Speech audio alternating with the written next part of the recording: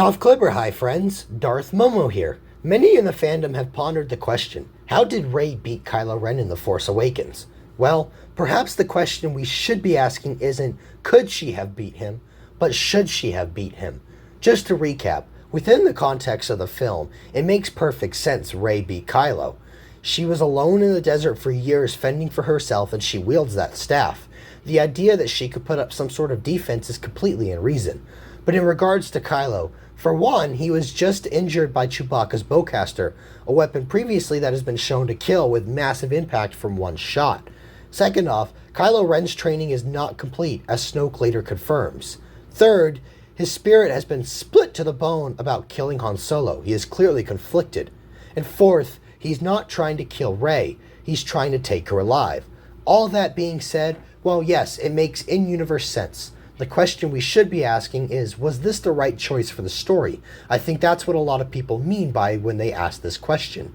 By beating the main villain in the first of 3 movies, it severely undermines the stakes going into the next 2 films, and it diminishes the potential growth the main character can make. Since she's already beaten Kylo, we feel no tension going into The Last Jedi when they meet because Rey has already bested him, regardless of the circumstances regarding their first duel. Compare with Luke versus Vader in Episode 6 and Anakin versus Dooku in Episode 3. There's legitimate tension because they both lost their first duels to their respective adversaries, so it's completely on the table that they'll lose again. With Rey, though, the setup wasn't there. I'm not one for rewrites, but if I could make one small change to The Force Awakens, I'd do this. When Rey tries to tap into the Force to beat Kylo, have her fail.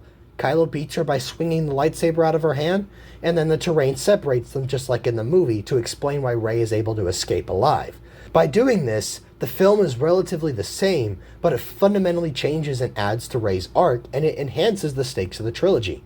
Now Rey has lost to Kylo Ren, so when they meet again in Last Jedi, there's tension because Rey could possibly lose. And when they leave at basically a standstill, it's a solid evolution of their rivalry that leads to Rey eventually beating Kylo in Episode 9.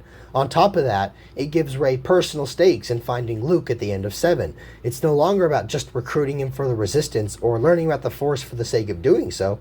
Now it's because she lost to Kylo and has a personal quest to train, to grow, and beat him. If anything, it gives Rey a consistent arc between the 3 films and makes a massive improvement. But alas, we couldn't have it that way. We had to have our main character beat the main villain in the first of 3 movies because we had to have our girl power moment instead of a solid story. If only, if only.